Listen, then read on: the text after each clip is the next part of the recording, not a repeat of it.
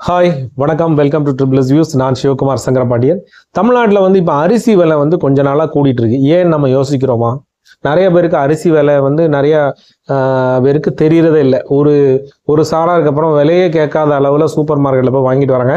டோட்டலாக போடுறாங்க. டோட்டல் விலை தான் தெரியுது தவிர ஒரு அரிசியினுடைய 1 கிலோ விலை கூட தெரியாத அளவுக்கு தான் இன்னைக்கு மேற்தட்டு வர்க்கம் இருக்குது. ஆனால் ஒரு நடுத்தர வர்க்கமோ அதுக்கு கீழே இருக்கக்கூடியவங்களுடைய நிலை பார்த்தீங்கன்னா எல்லாமே விலை கேட்டு வாங்கக்கூடிய ஒரு பழக்கம் இருக்குது.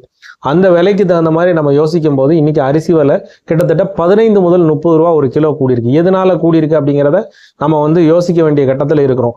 15 முதல் 30 ரூபா ஏன் கூடுதுன்னா டிமாண்டை பொறுத்து இருக்கு. ஏன்னா விளைச்சல் அளவு குறைஞ்சிருச்சு. விளைச்சல் அளவு ஏன் குறைஞ்சதுன்னு பார்த்தீங்கன்னா மழை அளவு கம்மின்னு நம்ம நினைப்போம். இந்த நீனோன்னு ஒரு எஃபெக்ட் சொல்றாங்க. அதனால வந்து இந்த வருஷத்துக்கான மழை அளவு குறையும் அப்படிங்கிறது முன்கூட்டியே வந்து எல்லாருமே கணிக்கப்பட்ட ஒரு செயலாக இருந்தாலும் கூட மெயினான ஒரு ரீசன் இது மட்டுமா அப்படின்னு கேட்டிங்கன்னா அதுதான் இல்லை. இதையும் தாண்டி பல ரீசன்ஸ் இருக்கு, பல காரணங்கள் இருக்கு. தமிழகத்தினுடைய அரிசி தேவைகளை நம்ம பூர்த்தி பண்றோமா?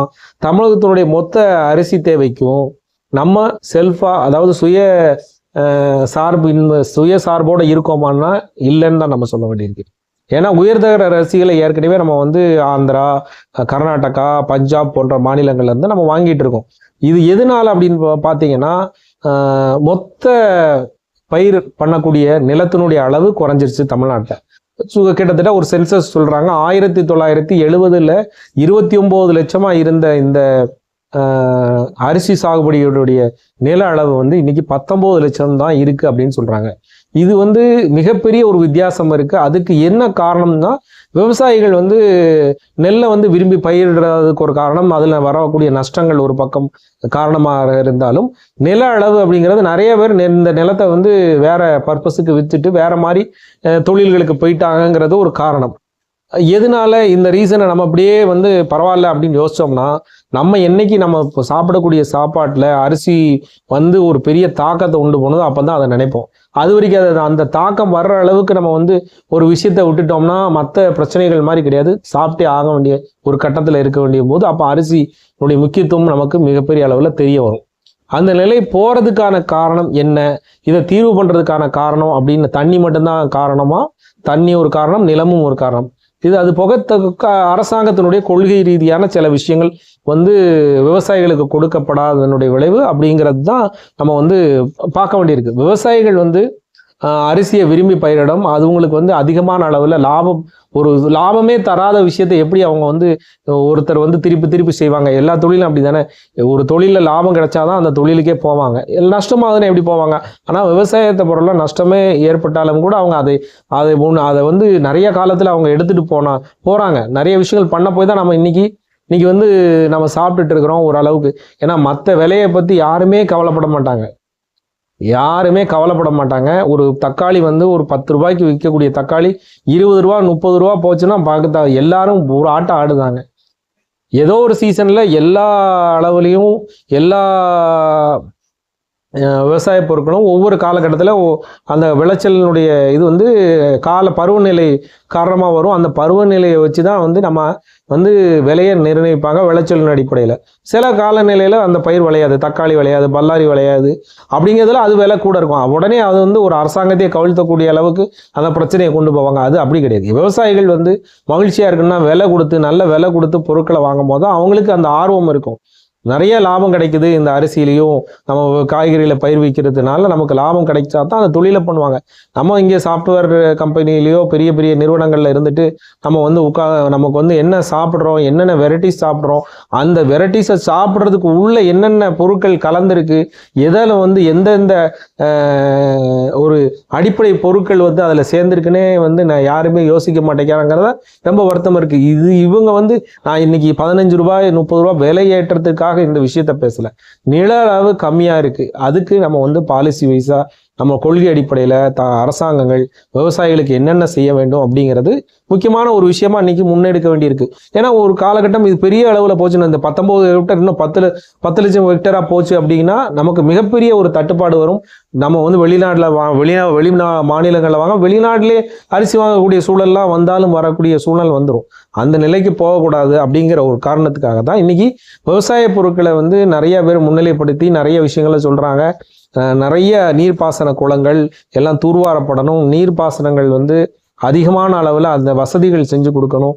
விவசாயிகளுக்கான கடன் உதவி திட்டங்கள் எல்லாமே மிகப்பெரிய அளவில் ஈஸியாக கிடைக்கணும் வங்கிகளில் போகும்போது அப்படிங்கிறத எல்லாரும் சொல்லுவாங்க. விவசாயிகளுக்கு தள்ளுபடி பண்ணால் எல்லாருக்கும் கோபம் வருது. ஏன் விவசாயிகள் ஏன் ஏன் அந்த மாதிரினா போலியான விவசாயிகள் வந்து அதை அனுபவிச்சாங்கன்னா அதுக்கு வந்து நம்ம வந்து கண்டனம் தெரிவிக்கலாம். உண்மையான விவசாயிகள் வந்து ஒரு விஷயத்துல வந்து அவங்களுக்கு அதிகப்படியான விவசாய கடன்களை கொடுத்து அதுல வந்து சில விஷயங்களை தள்ளுபடி பண்றதுங்கிறது வந்து எந்த விதத்திலையும் குறைவுபடாது. அவங்க நமக்கு உணவு கொடுக்கறக்கூடிய ஒரு கடவுள் தான். இன்னைக்கு நம்ம என்ன கடவுள்கிட்ட கேட்குறோம்? நல்ல பலன்களை கொடு, எனக்கு 3 நேரமும் எந்த நேரத்துலையும் சாப்பாடுக்கு வழி இல்லாம ஆக்கிறாதான் அந்த அளவுக்கு நமக்கு கொடுன்னு சொல்லிட்டு தான் நம்ம ப்ரேயர் பண்றோம். அதை அவங்க மூலமா தான் நமக்கு கொடுக்க. கடவுள் நேரடியாக வரமாட்டாரு, விவசாயிகள் மூலமா தான் நம்ம கொடுத்துட்டு இருக்காரு. அப்படிங்கிற ஒரு விஷயத்தை கருத்துல எடுத்துட்டு இதுல என்னன்னா நிறைய மாநிலங்களில் பார்த்தீங்கன்னா விவசாய நிலங்கள் கூடியிருக்க அளவு, விவசாய நிலங்களுடைய அளவு வந்து தமிழ்நாட்டில் தான் இந்திய லெவலில் பார்க்கும்போது தமிழ்நாட்டில் விவசாயம் பண்ணக்கூடிய நிலங்களுடைய அளவு வந்து குறைஞ்சிருக்கு. மற்ற மாநிலங்களில் கூடியிருக்கு ஒரு ஸ்ட்ராட்டஜி வைஸ் பார்க்கும்போது. எதுலன்னா இங்கே உள்ள நகர்ப்புறமயமாக்கல் மற்றும் இதர வளர்ச்சிக்காக நம்மளுடைய நல்ல விளையக்கூடிய நிலங்களை வந்து வடிவமாக மாற்றுறது, வேற மாதிரியே கமர்ஷியல் லேண்டாக மாற்றி நிறைய பண்ண நமக்கு வந்து இந்த மாதிரியான துன்பங்கள் வந்துட்டு தான் இருக்கும். இதை மாற்றுறதுக்கு என்ன வழி அப்படிங்கிறத இன்னைக்கு ஒரு மிகப்பெரிய ஒரு சீரியஸான ஒரு நிலைமை வந்திருக்குது. ஒரு இண்டிகேஷன் நேனோ அப்படிங்கிற ஒரு எஃபெக்ட் மூலமாக வந்திருக்கு. இந்த எஃபெக்ட் வந்து எதனால அப்படிங்கிறது, இதனால மட்டும் இந்த அரிசியினுடைய தாக்கம் விலை கூடுனது காரணம் இல்லை. விளைச்சலுடைய அளவு கம்மி, அதுக்கான நிலங்கள் கம்மிங்கிறது தான் உண்மையான ரீசன். இதற்கு விவசாயிகளை வந்து எந்த அளவுக்கு ஊக்கம் பண்ணணும், நெல் விவசாயத்தை எந்த அளவுக்கு கூட்டணும், சாப்பிடக்கூடிய அளவில் உயர்தர அரிசிகளை பயிரிடுறதுக்கு என்ன ட்ரைனிங் கொடுக்கணும்.